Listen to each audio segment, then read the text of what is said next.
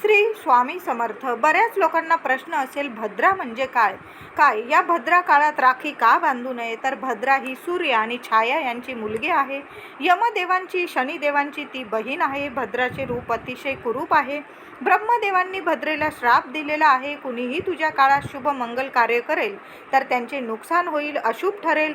म्हणून या काळात शुभ गोष्टी करू नये आणि म्हणून राखी पौर्णिमेला आपल्या भाऊरायाला राखी या वेळात बांधू नये. तर भाऊ बहिणींच्या नात्याचा, प्रेमाचा हा सण असतो, म्हणून या काळात आपण राखी बांधू नये. भद्रा काळ मानतात काही लोक, तर काही लोक नाही मानत. पण भद्रा काळात रावणाने बहीण शूर्पणखेकडून रक्षाबंधनाच्या दिवशी राखी बांधून घेतली आणि त्याचा नाश झाला.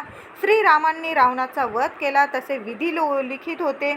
शास्त्रात या गोष्टी विचार करून सांगितलेल्या असतात आपल्या हितासाठी. म्हणून या गोष्टींचे आपण पालन केले पाहिजे आणि या काळात राखी अजिबात बांधू